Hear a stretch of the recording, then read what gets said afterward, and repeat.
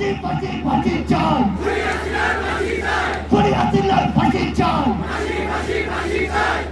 এই নতুন বাংলাদেশে আজ কি ঘটছে সেগুলো আমাদের দেখা খুবই গুরুত্বপূর্ণ। এই নতুন বাংলাদেশে আজকে জেলায় জেলায় থানায় থানায় বিভিন্ন ভাবে আমার যারা শহীদ ভাই, শহীদ পরিবার, আহত যোদ্ধা তাদেরকে নিয়ে মামলাগুলো নিয়ে পলিটিক্যাল নেগোসিয়েশন হচ্ছে। আজকে টাকার বিনিময়ে মামলা লেখা হচ্ছে, টাকার বিনিময়ে মামলা উইথড্র হচ্ছে। আমরা ওই পুলিশ সদস্যদের, বাংলাদেশ পুলিশকে একটি কথা স্পষ্ট করে জানাতে চাই, ওই খুনি হাসিনা বিগত 16 বছরে আপনাদের এই প্রতিষ্ঠানটিকে টিস্যুর মতো ব্যবহার করেছিল। যখন প্রয়োজন হয়েছে, যেভাবে প্রয়োজন হয়েছে আপনাদেরকে ইউজ করেছে। আর দিন শেষে যা আত্মসম্মান গিয়েছে, যা মর্যাদা গিয়েছে, আপনাদের গিয়েছে, আপনাদের পোশাকের গিয়েছে। কিন্তু আজ এই অভ্যুত্থান পরবর্তী সময়ে আপনাদের ওই পোশাক থেকে যদি ওই খুনি হাসিনার দোসররা কিংবা অন্য কেউ কিংবা অন্য কোন গোষ্ঠী অন্য কোনো ভাবে ব্যবহার করার চেষ্টা করে, তাহলে আপনাদেরকে এক সময় আস্থা করে নিক্ষেপিত হতে হবে। এক গর্ভধারিণী মা আজকে আমাদের সামনে চোখের পানি ফেলতে ফেলতে নিজের ছেলের কবরের সন্ধান চায়। সেদিন চট্টগ্রামে গিয়েছি, 1 বছরের ছোট্ট ইয়ানা আমাকে জিজ্ঞাসা করে তার ভাই কোথায়। আরেক শহীদের মা আমাকে জিজ্ঞাসা করে তার ছেলেকে একটা বুলেট বুকে বিদ্ধ করলেই তো তার জীবন চলে যেত, কেন 9টা বুলেট খুনি হাসিনার হুকুমে তার বুকে মারা হয়েছে। আরেক মা আমাকে এক শহীদ ভাইয়ের নিথর দেহ দেখায়, বক্তব্য আছে সেই দেহর পাশে তার শরীরের, তার মাথার মগজটা আলাদা করে পড়ে আছে। আরেক শহীদ বাবা আমাকে তার সন্তানের নিথর দেহ দেখায়, যেই দেহ খুনি হাসিনার হুকুমে খুন করে 2 পুলিশ সদস্য। সামনে দিয়ে যান, সামনে দিয়ে যান, সামনে দিয়ে যান, এই সামনে দিয়ে যান। আমার ভাই খোকন এখানে বক্তব্য দিয়ে গিয়েছে, যেই খোকন ভাইয়ের মুখে ওই খুনি হাসিনার হুকুমে বুলেট দিয়ে তার মুখ ঝাপসা করা হয়েছে। আমার টাঙ্গাইলের 18 বছর বয়সের ভাই হিমেল, যার মুখে ওই খুনি হাসিনার হুকুমে পুলিশের কিছু সদস্য 350 ছড়া বুলেট মেরেছে। 2024 সালে ছাত্র জনতার অভ্যুত্থানে হাজারো এমন চিত্রের মধ্যে এগুলো হচ্ছে কয়েকটি চিত্র। বিগত 16 বছর ধরে এই দেশে খুনি হাসিনা এই দেশের মানুষকে, জনগণকে বিভিন্ন ট্যাগ দিয়ে, বিভিন্ন রাজনৈতিক নাম দিয়ে, বিভিন্ন মতাদর্শের নাম দিয়ে যেভাবে খুন করেছে, যেভাবে জেলে নিয়েছে, যেভাবে মামলা দিয়েছে, হয়রানি করেছে, তা আমরা এখনই ভুলতে বসেছি। আমরা বিগত 16 বছর বাংলাদেশের সকল রাজনৈতিক দল বিভিন্ন সময় বিভিন্ন ভাবে তাদের বিরুদ্ধে বিভিন্ন ভাবে নামার চেষ্টা করেছে। আমরা কি সফল হয়েছিলাম? বিগত 16 বছরে যখন আমরা এককভাবে বিভিন্ন ব্যানার নিয়ে রাজপথ ওই খুনির বিরুদ্ধে নেমেছি, আমরা কিন্তু সফল হইনি। কিন্তু এই 16 বছরে জুলুম অত্যাচারের পরে সকল রাজনৈতিক মতাদর্শ, দল, মত, ধর্ম, বর্ণ, বয়স ভুলে গিয়ে যখন আমরা ঐক্যবদ্ধভাবে রাজপথে নেমেছি, খুনি হাসিনা দেশ ছেড়ে পালিয়েছি। কিন্তু খুনি হাসিনা দেশ ছেড়ে পালানোর পর বাংলাদেশ সেনাবাহিনী 2009 সালে তাদের যে ইমেজ, সেই ইমেজটি হারিয়েছে।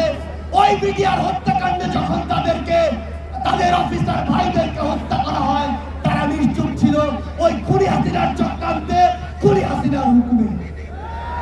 ওই শাপলা চত্বরে যখন আমাদের ভাইদেরকে বিভিন্ন ট্যাগ দিয়ে উগ্রপন্থী বলে হত্যা করা হয়েছিল, তখন যখন বাংলাদেশ সেনাবাহিনী তাদের জায়গা থেকে ওই তাদের পাশে দাঁড়ায়নি, প্রতিবাদ করেনি, তখন তাদের ইমেজের ক্ষুণ্ণ হয়েছিল। 2024 সালে ওই কারফিউ দিয়ে খুনি হাসিনা যখন মসজিদে টিকে থাকতে চেয়েছিল, তখন সেনাবাহিনী রাজপথে নেমে তাদের ইমেজের ক্ষুণ্ণ করেছিল।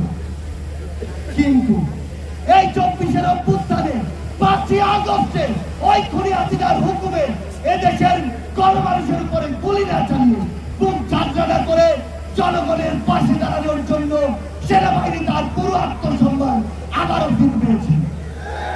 কিন্তু আজ আমরা বাংলাদেশ সেনাবাহিনীকে শ্রদ্ধার জায়গায় রেখে একটি কথা স্পষ্ট করে বলতে চাই, ওই খুনি হাসিনা কিংবা তার দোসর কিংবা ভারতের কোন দালাল কিংবা কোন এজেন্ট যদি আপনাদেরকে ব্যবহার করে বাংলাদেশের মানুষের কাছে আসা, বাংলাদেশের মানুষকে আপনাদের মুখোমুখি করার বিন্দুমাত্র চেষ্টা করে, আমরা আপনাদেরকে আমাদের জায়গা থেকে বলে দিতে চাই, আহ্বান করতে চাই, এই চেষ্টা যেন সকলে আমরা একসাথে প্রতিরোধ করি। আপনারা যেন আপনাদের জায়গা থেকে এমন কোন চেষ্টা বাংলার মাটিতে সফল হতে না দেন।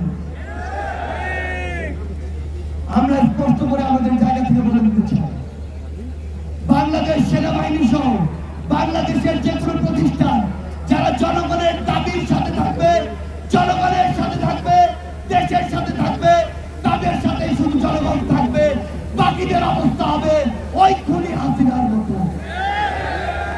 ভারতকে একটা কথা স্পষ্ট করে বলে দিতে চাই, ভারতের সাথে বাংলাদেশের সম্পর্ক তখনই হবে যখন ভারতের সাথে বাংলাদেশের সম্পর্ক হবে সম্মানী, যখন ভারতের সাথে বাংলাদেশের সম্পর্ক হবে সমতার।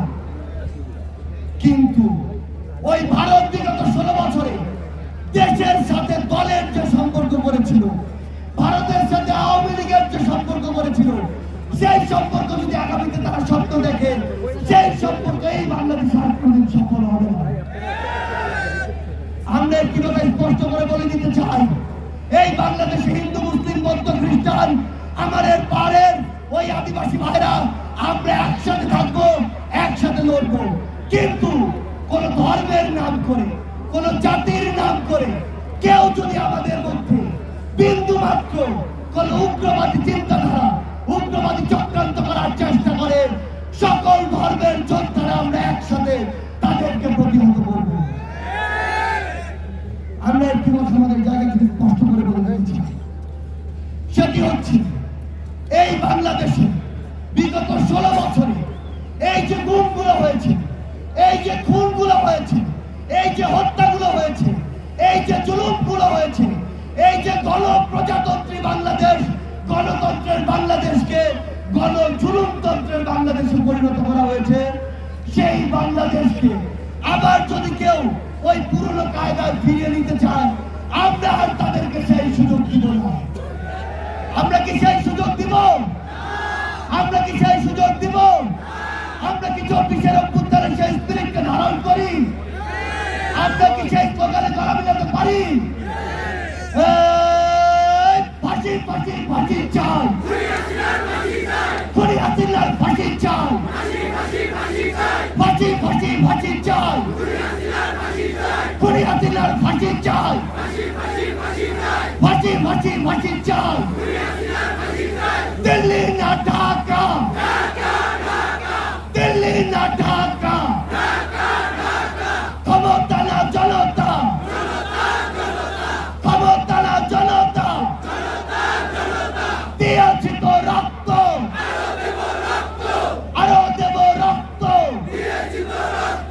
রক্তের বন্যায় ভেসে যাবে অন্যায়, আবু সাঈদ মুক্ত, শেষ হয়নি যুদ্ধ, সাঈদ ওয়াসিম মুক্ত, শেষ হয়নি যুদ্ধ, আবু সাঈদ মুক্ত, শেষ হয়নি যুদ্ধ, হয়নি, আমাদের লড়াই শুরু হয়নি। আমরা আমাদের লড়াইয়ের মাত্র প্রথম ধাপ অতিক্রম করেছি। আমরা বিশ্বাস করি ক্ষুদ্র ব্যক্তি স্বার্থ, দলীয় স্বার্থ, অন্য স্বার্থগুলোকে এক পাশে রেখে যদি 24-এর অভ্যুত্থানের মতো আমরা আবারও ঐক্যবদ্ধভাবে ওই ফ্যাসিস্টদের বিরুদ্ধে রাজপথে থাকতে পারি, তবে আমাদের যে বিজয়, আমাদের যে লড়াই, আমাদের যে সংগ্রাম, সেই সংগ্রামের বিজয় আবশ্যক। আমাদের আবারও দেখা হবে রাজপথের কোন